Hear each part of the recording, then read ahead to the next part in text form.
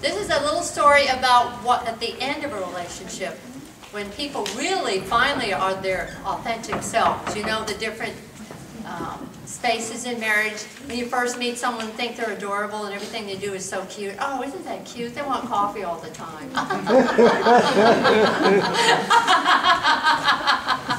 Or isn't that cute? They only like to eat salmon on Fridays. They like to hum all the time. That's so cute. And by the end of the relationship, will you stop it? Do not hum that stupid song one more time, all right? And I hate the way that you chew food. Could you just not breathe? Thank you. Other than that, I love you. So that pretty well encapsulated this. But it's an adorable scene of how they got there and the games we play to make relationships last longer. And I'm a big fan of the writer Herb Gardner. So let's give them applause. And this is Tyler and Erica, and the piece is called Thieves.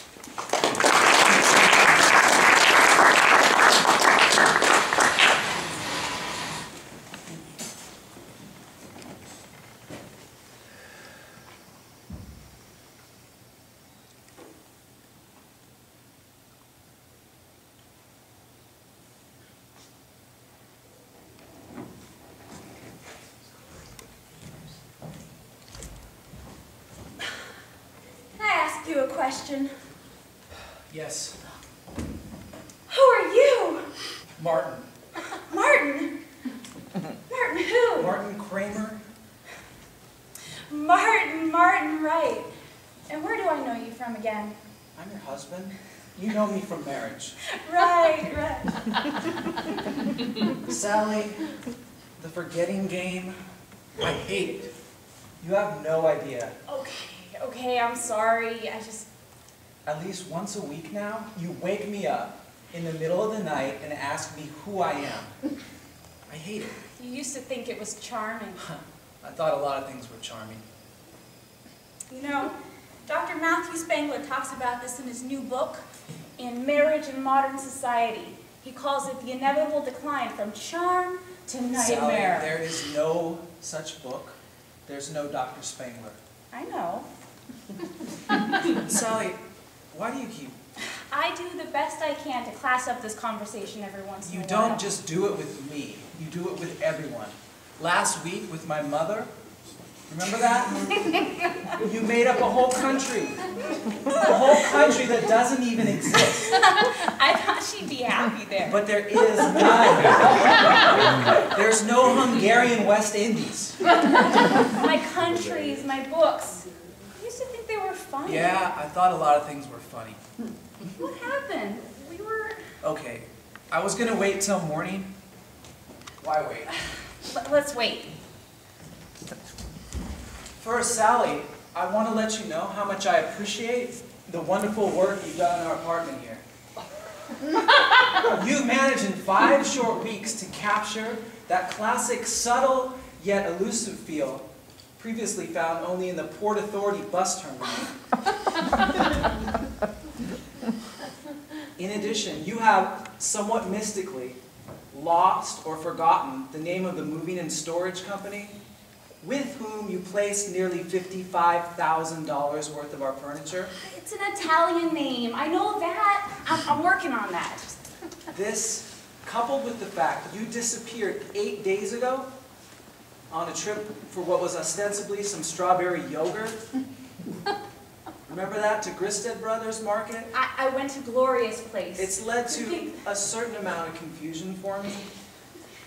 All confusion, of course, vanished with the arrival of this simple, short, touching letter from Misters Morris Klein, Fishback and Fishback.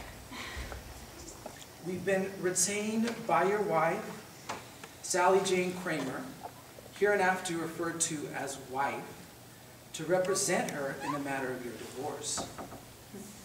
Said wife, having requested that her whereabouts remain unknown to you at present, we therefore, after 8 days, staring into the air conditioner, wondering which Gristed brother had my wife, which Santini brother had my furniture, which Fishback owned my soul, a light began to dawn.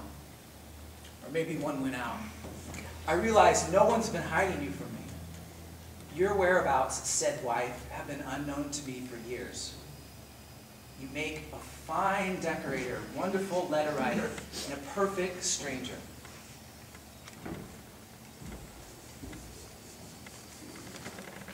You said you came back tonight to talk about the divorce. You didn't mention it, neither did I, and the habit of being together began again. But I couldn't sleep. I couldn't sleep, and tonight I've decided to retire from the games. The Olympics are over, lady. Torch is out.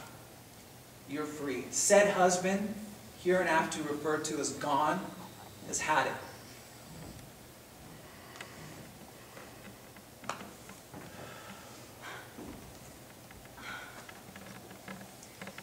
Marty,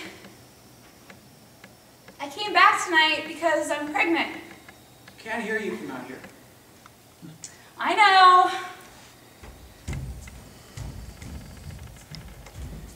Marty, I came back tonight. Did I buy you that sweatshirt? It's huge. Oh, come on. If we're getting a divorce, why do we make love tonight, huh? Why'd you bring wine? Goddamn wine. To discuss a divorce? Why'd you light the candle? Goes with the wine. Oh, Marty, it was lovely tonight. Like a surprise party. Like a lovely party with two hosts. If you've got any material of your own, I'd love to hear it. Look, it goes without saying. No, not without saying.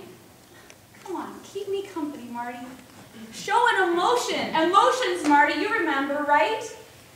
Come on, scream at me for walking out on you. Holler or cry or... Christ, how long's it been since I've seen a tear out of you, huh? Come on, Marty, baby. Get angry. Throw something at me. Break a plate or something. I can't. They're all packed. This beautiful place. You never even moved in.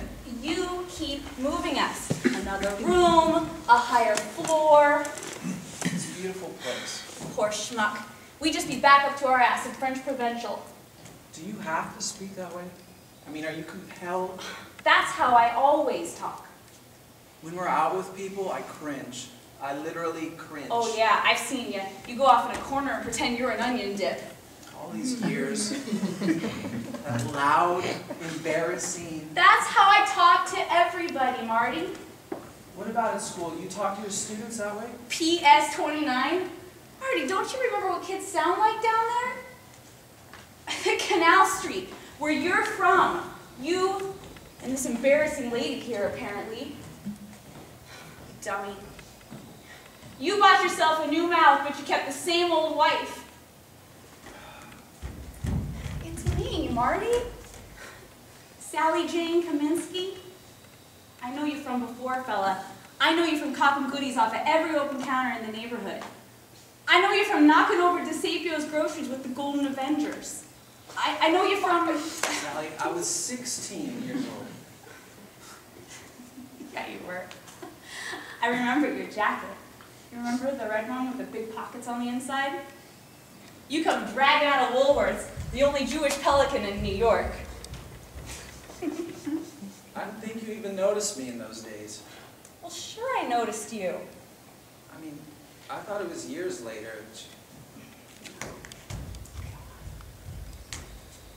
I was crazy about you. All this time, how come you never talked about it? Who talks? We don't talk, we move. We're movers. You know, I also saw you following me home all the time. I didn't. I saw you. You couldn't have. I ducked in and out of doorways. Would have stopped and talked to you, too, if I wasn't so scared of you and the Golden Avengers. You remember our first date? So long ago. No, come on. Oh, we broke into the Lo Delancey's in the middle of the night. We pried open the fire door with a crowbar, and you put me in the middle of the 8th row and got up on stage and you played your flute for me. Remember? And then the cops came. Oh, God. cops came and there were sirens and everything, running through alleys. God, all the way across town and getting away with it, Marty. Getting away with it clean. Oh, Marty, how'd you do it? What? Get to be so boring. You had a knife and a flute, and you were going to be a teacher. You were a goddamn interesting person back then.